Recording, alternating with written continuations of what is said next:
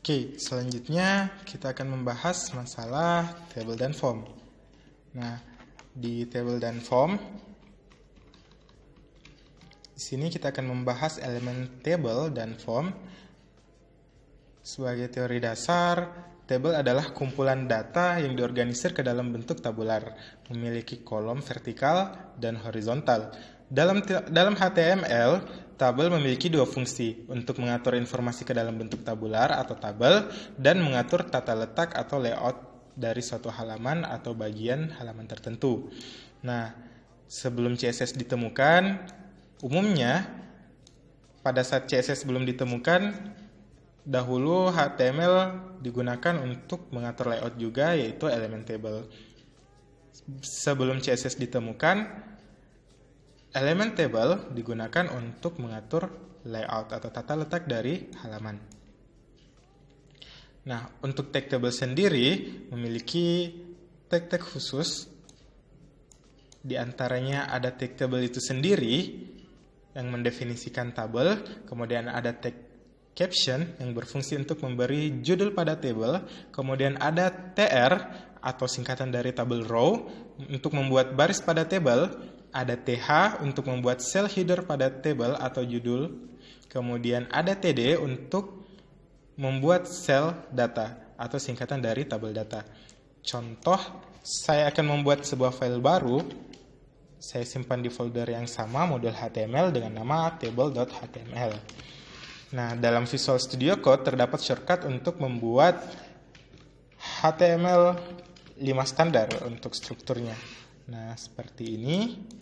Kemudian saya beri judul table. Nah, sebelumnya telah dijelaskan bahwa tag table digunakan untuk membuat kerangka dari table itu sendiri. Kemudian terdapat tag tr untuk membuat baris dalam sebuah table, singkatan dari table row, dan ada th untuk membuat judul dari baris tersebut atau sel judul. Contoh, nomor, kemudian name, dan nama. Nah, kita cek. Klik 2 kali untuk file tabel. Nah, seperti ini. Sedangkan untuk tabel data sendiri, kita buat baris baru. Ada TD, misal nomor 1, nama untuk name, kemudian nama undi. Nah, seperti ini outputnya. Jadi ada perbedaan mendasar antara tabel header dan tabel data. Nah, di sini tabel data tidak dicetak tebal, sedangkan tabel header dicetak tebal.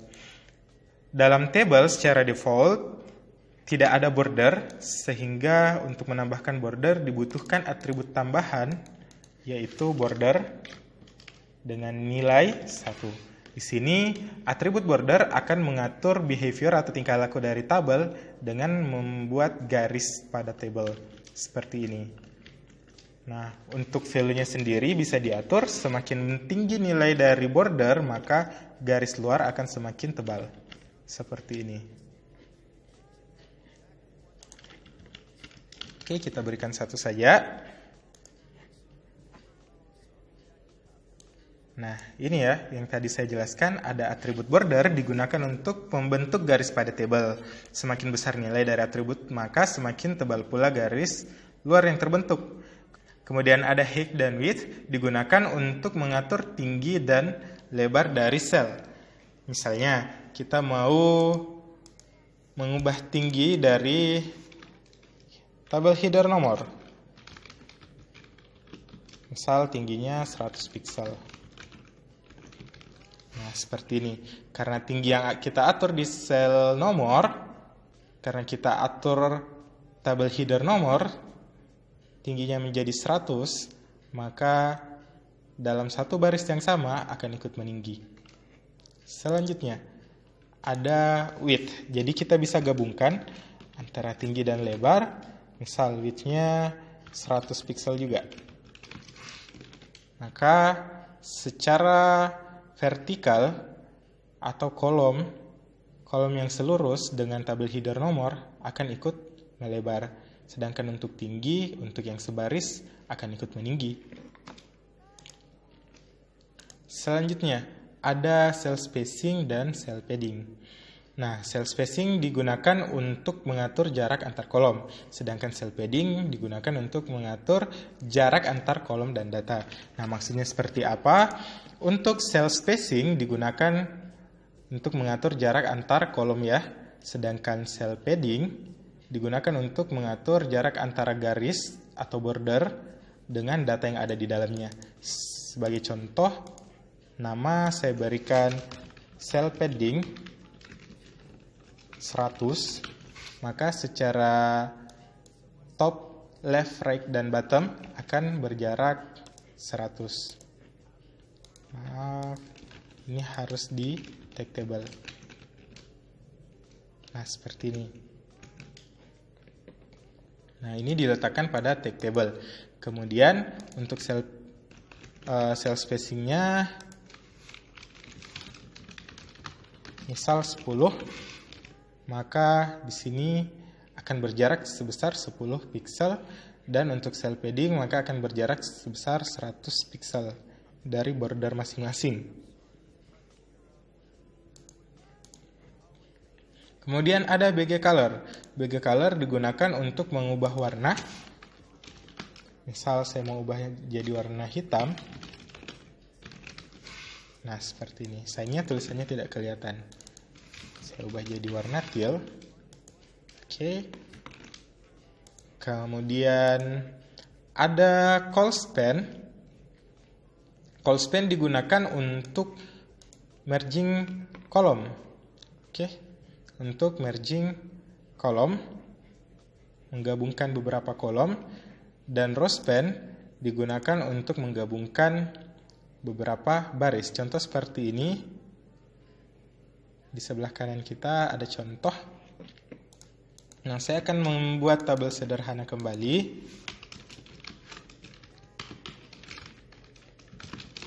Di sini saya membuat tabel row dengan tabel header, nomor, name, nama, kemudian jenis kelamin. Nah, di sini jenis kelamin saya mau buat laki-laki dan perempuan. Laki-laki dan perempuan. Nah, kemudian saya buat satu sampel data tr nomor 1, td-nya saya isi 1, stambuknya atau NIM-nya saya isi, kemudian nama Andi, jenis kelamin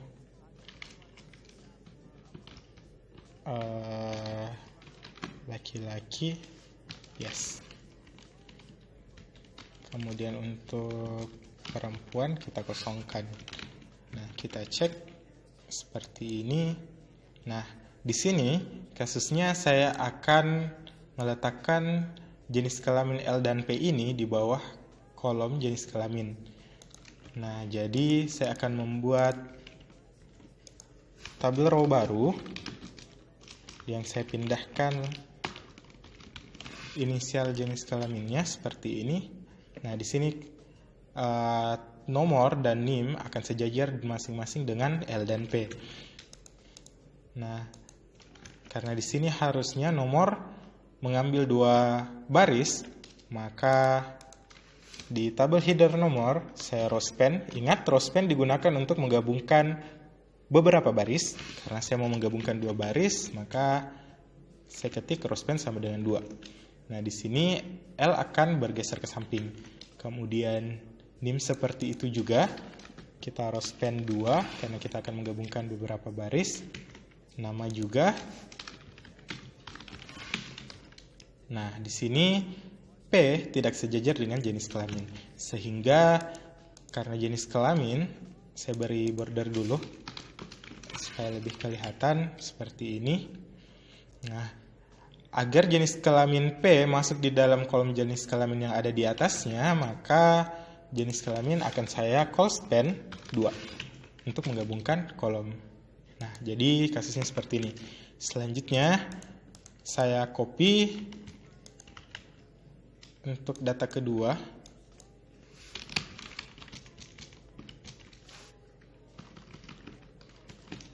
Ani misalnya.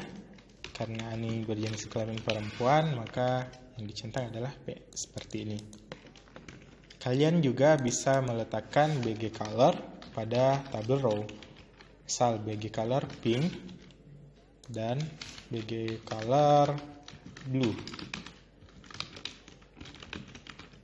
Nah, seperti ini. Kita coba ocean. Seperti ini. Jadi kalian bisa mewarnai dalam satu baris dengan catatan kalian menambahkan BG color pada tag TR. Selanjutnya ialah masalah selanjutnya adalah HTML form. Nah, form digunakan untuk mengambil. Selanjutnya adalah HTML form. Form adalah suatu bagian dalam halaman web yang berfungsi untuk mengizinkan pengguna mengirimkan data ke web server. Dengan kata lain, form berperan sebagai user interface atau UI atau sebagai media komunikasi antara user dengan web server. Untuk membangun sebuah form, terdapat beberapa tag yang akan kita gunakan seperti tag form, tag input, select, text area, dan button. Nah, elemen-elemen pada HTML form diantaranya ada input, ada selection box, dan ada button. Dengan tag form sebagai tag utama. Setiap interface akan menerima permintaan sesuai dengan tipe inputannya. Nah, contoh kita akan membangun sebuah form. Silahkan buat file baru dengan nama form.html. Nah, untuk file HTML sendiri hingga JavaScript nantinya kita masih tidak memerlukan web server dan database server. Nanti setelah JavaScript kita akan membahas PHP yang akan berinteraksi dengan database, di mana PHP membutuhkan web server agar dapat dijalankan. Di sini saya buat kerangka HTML5 kembali dengan titel form. Saya akan membangun form. Nah, di sini form sendiri terdapat 2 atribut, di antaranya atribut method dan atribut action. Untuk atribut action sendiri fungsinya mirip pada hyperlink atau anchor tadi, yaitu aksi untuk form itu sendiri, atau misal form ini akan dikirimkan kemana data-datanya. Sedangkan atribut method, jadi di sini ada atribut method juga. Nah, method ini terdiri dari 2 jenis, yaitu get dan post, yang nantinya akan kita bahas pada video PHP. Di sini kita biarkan saja membuat kerangka form. Nah, kemudian ada tag input di dalam tag form. Nah, di sini terdapat 2 atribut utama, yaitu atribut name berfungsi untuk memberi nama inputannya, di mana name tidak boleh sama untuk beberapa kasus, kecuali inputan dengan jenis radio button. Contoh, nama lengkap. Dan untuk pemberian name tidak boleh mengandung spasi. Kemudian atribut wajib kedua adalah tipe. Nah, di sini ada beberapa tipe, di antaranya ada button, di mana akan menampilkan output berupa button. Kita cek. Nah, di sini ada sebuah button yang dapat diklik. Untuk memberi nilai, kita memerlukan atribut value. Seperti ini. Kemudian Untuk saat ini saya hapus dulu untuk atribut name-nya. Kita akan belajar masalah tipe-tipe dalam form. Kemudian ada tipe text. Nah, ini untuk tipe teks. Jadi, tipe teks dapat menerima berbagai macam jenis karakter. Kemudian, ada tipe password. Hanya dapat menerima inputan jenis password, menampilkan password. Kita tambah break untuk memberikan baris setiap elemen. Kemudian ada password, ada number. Number hanya dapat menerima inputan jenis angka saja. Untuk huruf tidak dapat diinputkan. Selanjutnya ada tipe radio. Radio di sini akan menampilkan output berupa pilihan ganda, misal laki-laki dan perempuan seperti ini. Kemudian ada tipe checkbox. Nah, outputnya seperti ini.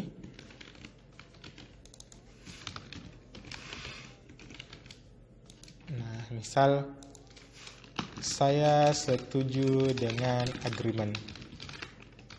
Umum sekali ya didapati seperti ini. Harus dicentang.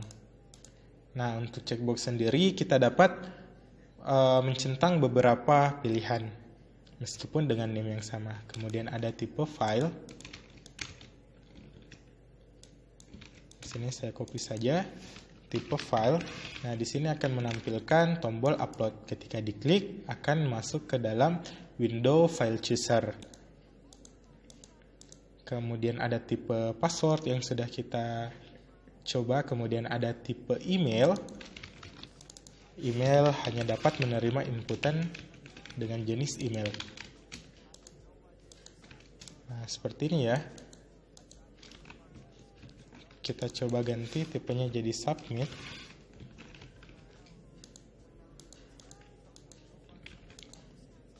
Nah, di sini ketika kita isi dan kita klik submit, maka akan mendeteksi format email salah. Jadi untuk jenis inputan email kita gunakan input tipe email. Kemudian ada 3 jenis tombol, diantaranya tadi ada tipe button. Saya copy saja. Ada tipe button, tipe reset, dan tipe submit. Nah, di sini saya akan mengubah namanya. Button, reset, submit. Untuk input tipe button, reset, dan submit sendiri membutuhkan satu tambahan selain name. Untuk atribut wajibnya ialah value untuk mengisi nilai dari buttonnya. Nah, button sendiri tidak ada aksi apa-apa. Ini akan berguna ketika kita gunakan JavaScript. Sedangkan reset akan membersihkan isi form. Kemudian untuk submit, ini untuk mengirimkan data yang ada di dalam form. Selanjutnya ada inputan-inputan tambahan. Seperti input tipe range, kita copy yang email. Ada tipe range, ini umum digunakan untuk pengaturan harga ya pada pencarian di online shop. Ketika kita mau atur harga dari sekian sampai dengan sekian, umumnya digunakan inputan tipe range. Kemudian ada tipe color. Nah, color ini akan menampilkan output berupa color box untuk memilih colornya. Warna, ketika misal saya pilih merah, klik OK, nanti akan di-choose warna merah.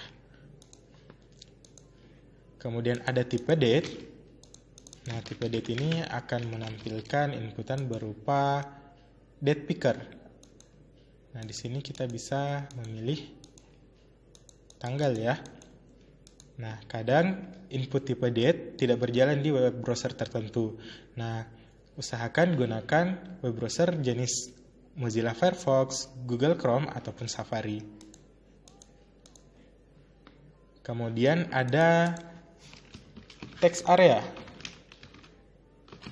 Nah, text area sendiri inputan juga. yang akan tampil pada user, hanya saja teks yang diinputkan itu lebih banyak dan dapat menerima karakter enter seperti ini dan bisa diperbesar ataupun diperkecil.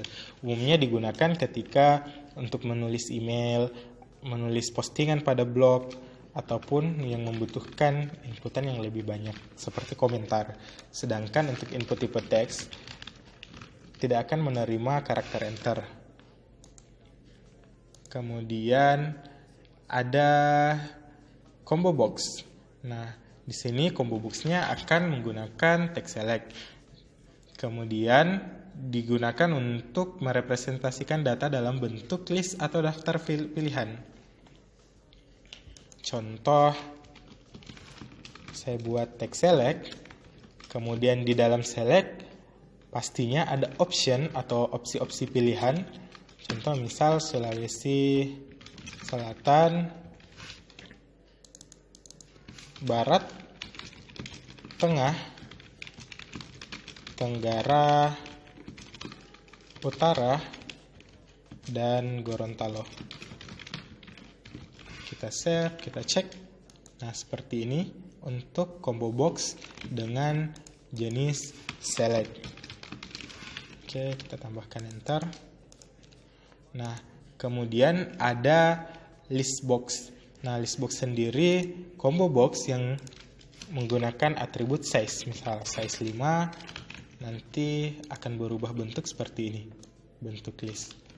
Kemudian untuk semua atribut yang ada di dalam tag form ini, untuk semua tag yang ada di dalam form ini membutuhkan atribut wajib berupa name. Ya, jadi masing-masing harus memiliki name yang tidak boleh sama kecuali input tipe radio dan checkbox. Sedangkan untuk select dalam tag option di sini membutuhkan atribut value untuk nilainya. Nah, atribut value ini atribut wajib ya di dalam tag option. Jadi jangan lupa untuk menambahkan atribut value di dalam tag optionnya masing-masing. Misal Sulbar, Sulteng, Sultra, Sulut, Gon. Nah, seperti ini. Kemudian, nah, seperti yang sudah dijelaskan sebelumnya, sebelum CSS ditemukan, table digunakan untuk pengaturan layout. Nah, di sini cukup berantakan layoutnya. Kita akan menggunakan table untuk mengatur form tadi. Nah, saya akan buat file baru sebagai latihan dengan nama formtable.html. Di sini saya buat HTML5 dengan nama form table. Nah, kita buat formnya dulu ya sebagai perbandingan.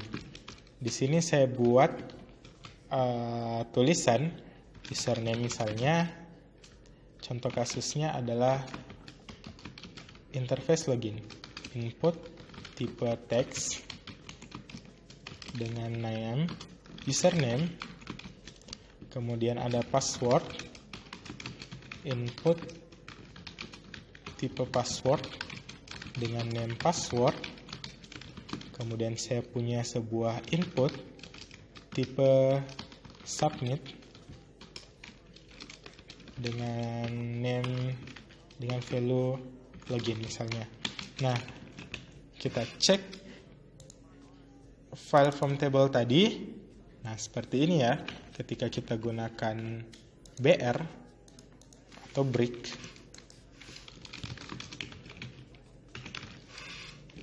otomatis tidak simetris.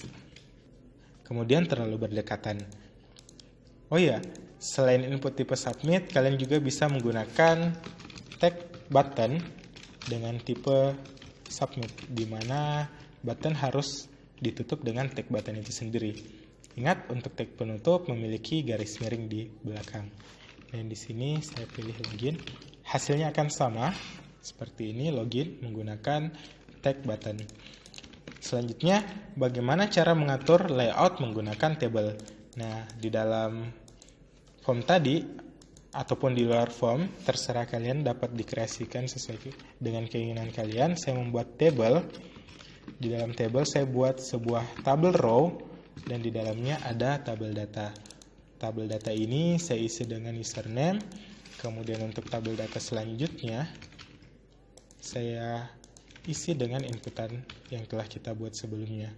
Kemudian saya buat tabel row lagi untuk inputan password. Oke, kita pindahkan ke dalam tabel row. Selanjutnya ada button. Nah, di sini kita gunakan TR dan TD. Kemudian karena inputan button hanya memiliki satu inputan di dalam barisnya, maka di sini saya gabungkan kolomnya menjadi callspan 2. Kita cek hasilnya. Nah, seperti ini. Kita cek di table dengan memberikan border 1. Nah, di sini kelihatan rapi. Namun apabila kita berikan border, tampilannya seperti ini. Nah, misal kita hapus callspan dari tombolnya, maka tampilannya seperti ini. Atau kita tambahkan TD di atasnya. Nah, tampilannya seperti ini. Dan kita coba hapus border. Oke. Output terakhir dari penggabungan antara form dan table seperti ini. Nah, bukan hanya form. Kalian dapat mengkreasikan table untuk mengatur tata letak dari web secara keseluruhan. Oke, demikian untuk video kali ini. Sampai ketemu di video berikutnya. Wassalamualaikum warahmatullahi wabarakatuh.